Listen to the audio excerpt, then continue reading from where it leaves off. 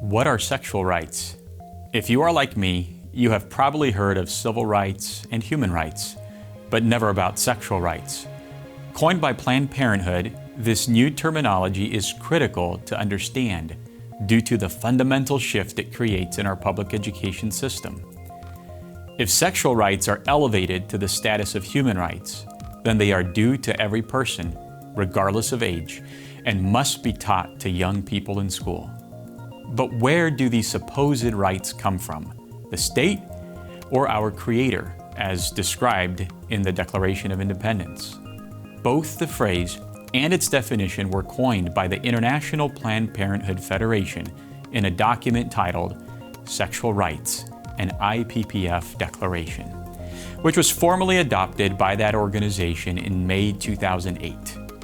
As the IPPF stated, panel members agreed that the development of a Declaration of Sexual Rights was fundamental to the realization of IPPF's vision and mission. They went on to state that sexual rights are human rights related to sexuality. Sexual rights are constituted by a set of entitlements related to sexuality that emanate from the rights to freedom, equality, privacy, autonomy, integrity, and dignity of all people. Notice the clever interweaving of human rights language and ascribing them to sexual rights. They go on to define 10 key sexual rights due to every human being. In order to understand these, we must first inspect the new definition of sexuality and sexual rights as developed by Planned Parenthood. The term sexuality, as defined by Planned Parenthood and then formally adopted by the World Health Organization, encompasses sex, gender identities and roles, sexual orientation, eroticism, pleasure, intimacy and reproduction, thoughts, fantasies, desires, beliefs, attitudes, values, and behaviors. From here on out, whenever the word sexuality is used in the Sexual Rights Declaration, keep in mind this definition. Planned Parenthood created 10 articles in their Sexual Rights Declaration. Let's inspect a few. Article 1, the right to equality.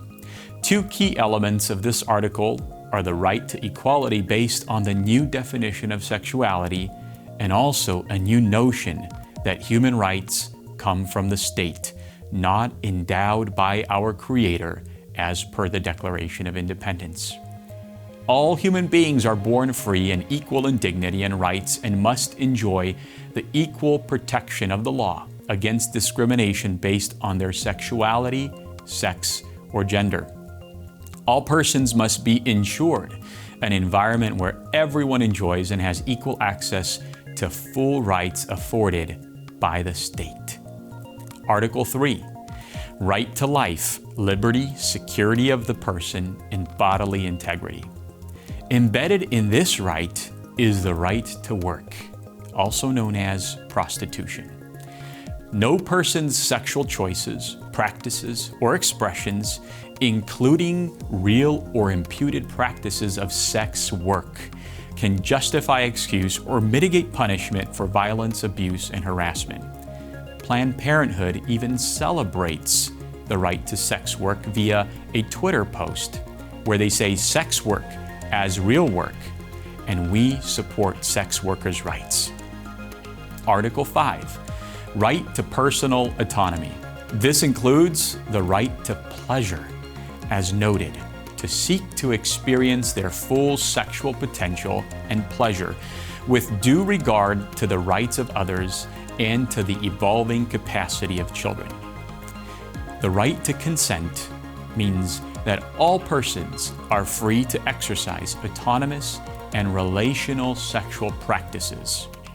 Even though it is illegal in the state of California to have sex before the age of 18, the health framework and the state-approved CSE curricula encourages teaching children as young as pre-K about giving affirmative consent to sexual activity.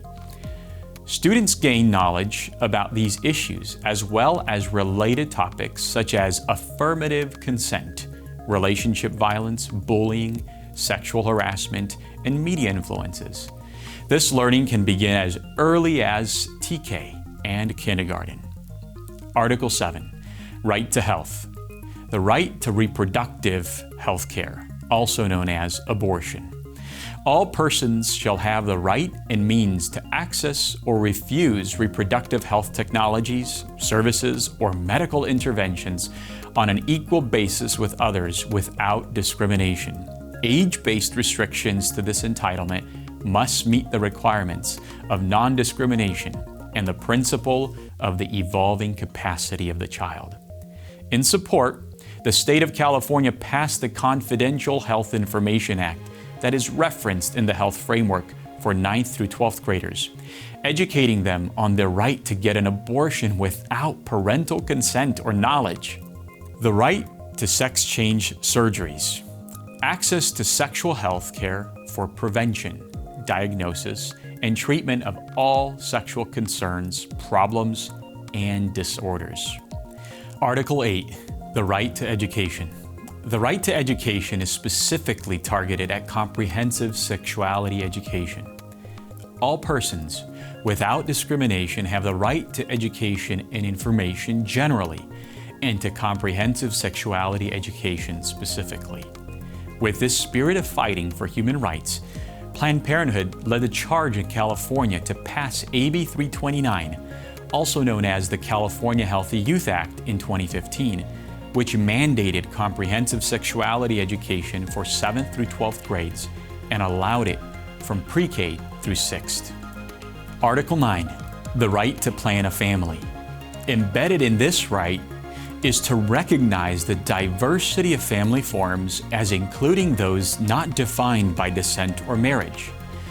The IPPF Declaration has no definition of what diversity of family forms means.